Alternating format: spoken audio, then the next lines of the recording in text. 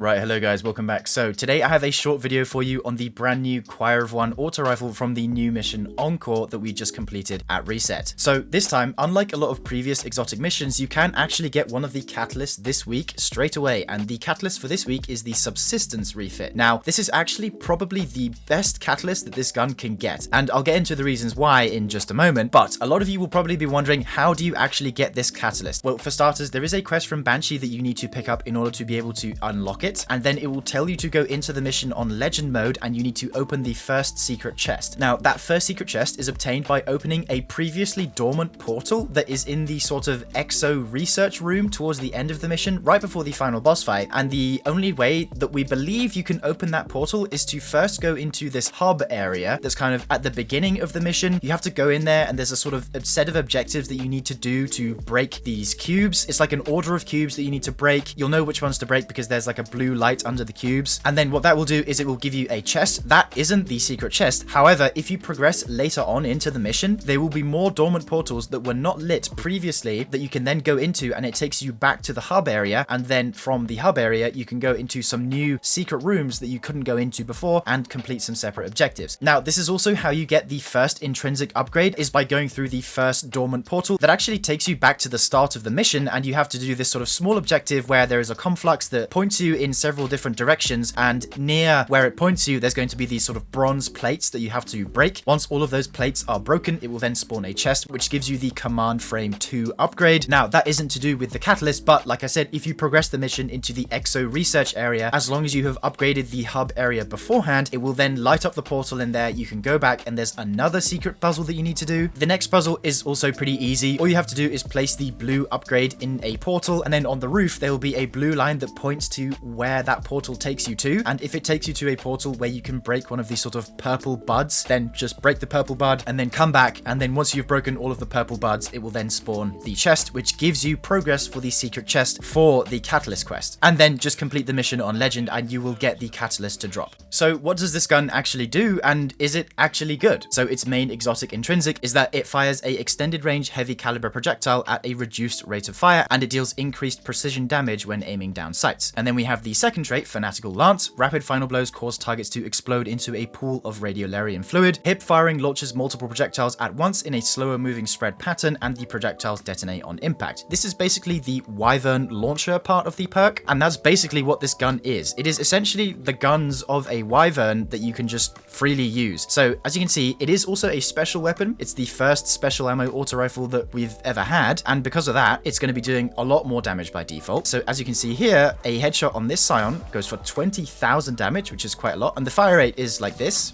So it's a very slow firing auto rifle, but it does a lot of damage, and it's enough to even one shot to the body. But let's see the Wyvern blast. So what this is going to do is it's going to consume 5 ammo, but it's going to do a very, very high damaging blast in front of you that just kind of creates an explosion, and it costs a lot of ammo to do this though, so I would be very conservative with how and when you do this. It's supposed to be meant for higher health bosses like Carl here, or these mages, so I'll just shoot one there, then another one, deals with them in 2 shots. But if I take this to Carl here, let's see how many mags it takes to kill him. So this is 1 full mag, already at half HP, which is pretty impressive, and maybe we can kill him with 2.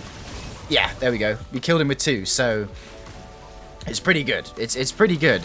It does a lot of damage, and I can see this being pretty potent in GMs, but like I said, it does burn through your ammo quite significantly. But even if you're using it just as a regular auto rifle, it still does a lot. Like, I can 4-shot these guys, and obviously it only takes 4 shots. You know, you have a lot of ammo. You start with 250 whenever you rally, which is a lot. So I think the best way to think of this is, it's like a Rocket Sidearm that has a lot more range and no AoE, because each shot is roughly comparable to that of a Rocket Sidearm. And I think you can see there, that is the new targeting autoloader buff in the bottom left. I believe that's a 25% damage increase, because I think at the beginning we hit for 20. I'll have the numbers up on screen when I edit this, but I think that artifact perk is a 25% damage buff, which is pretty nice actually. So, you know, pair that with this and you're doing 25% more damage just on top of everything else, which is very nice. So that's all well and good, but I believe the real power of this weapon comes with the Subsistence refit, because Subsistence refills 20% of your magazine, and if you can see where this is going, 20% of 25 is 5, and it costs 5 ammo to do the Mega Blast. So as you can see here, I'll just do the Hipfire Blast, and I'm back up to 25 bullets. So I can just keep doing this on every ad, and I literally never have to reload. So you have this insanely high damage that you can just constantly like keep clicking, and you'll never have to worry about reloading or anything like that. And let's just see here if I can get to, so there we are, we're at targeting autoloader times 5, and we'll see if I can kill Carl in 2 magazines.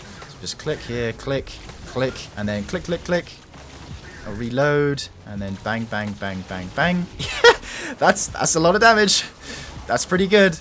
And yeah, you never have to reload at all with subsistence, which is pretty nice. And especially because it does so much damage in a single shot. You know, if I'm just using the sort of single fire mode normally, it's just going to reload every single time, because it still reloads 5 bullets with every like aimed in kill that I get. So you basically never have to reload with this thing, because it does so much damage in a single shot with the subsistence refit. Now, the other 2 refits are, I believe, onslaught and destabilizing rounds. And I don't think destabilizing rounds is going to be that good at all if you take the value of subsistence compared to that. Onslaught might be pretty good if you're not using the hipfire mode, if you're literally just using the single fire. But right now, I think subsistence is probably the best, and you can get it literally right now. So actually, another thing I wanted to test was Falcon's Halberd, because I had somebody in my chat point out that there may be a glitch with volatile that causes it to proc multiple times because of how fast the Wyvern blast comes out versus Carl. So let's see if I can get to targeting autoloader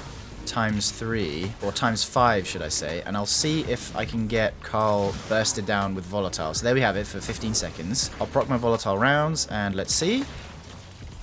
Doesn't seem to make a difference there, but it's still obviously still doing a lot of damage. Just the benefit of volatile rounds. I think if you were using it with Falcons, you just use the single fire mode like so, sort of constantly going in and out of invis.